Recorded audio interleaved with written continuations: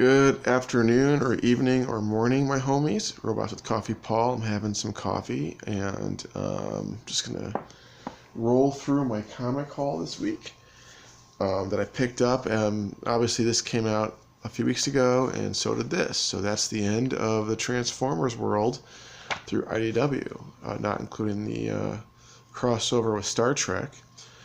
I have mixed feelings about it on a few levels.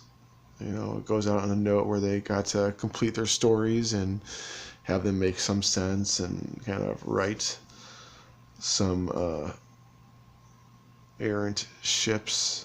I don't know how else to say it, but like starting with the death of Optimus Prime is really where you should check out these books and go forward from there. With, of course, Lost Light being the beloved darling for several reasons, but Lost Light more than meets the eye. But Robots in Disguise, then just titled The Transformers, and then Optimus Prime also is good. And of course, I think there's potential to do other things with it at the time, but I'm not writing it.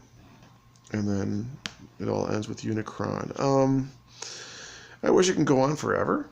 I wish they could keep doing it with the teams that they had, and I love the teams that were part of the books, starting with Death of Optimus Prime, and who were part of Windblade, or Till All Are One, or whatever. Just a good crew of people. Just some consistently fun art, good art, and I have some of it here and there, and so it's really cool.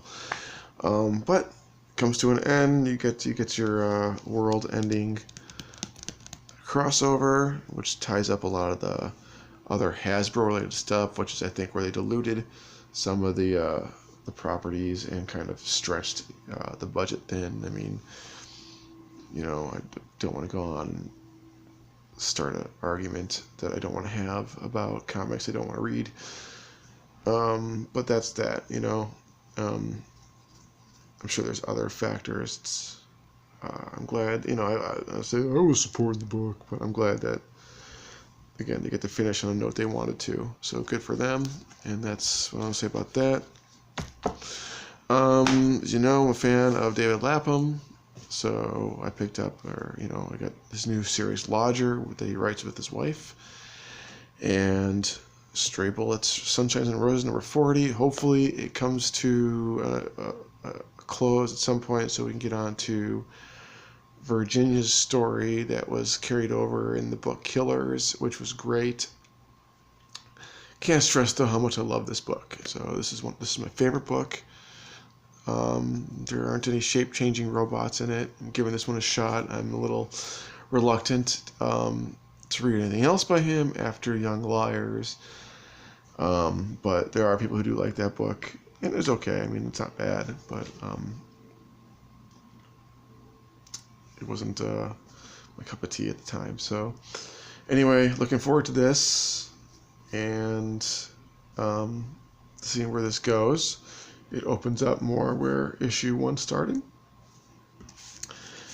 Put these away, and Mike Norton, local guy, this is his new book, Grumble. So I picked it up, and there's a dog there. Albatross Funny Books. I don't know much about that company, so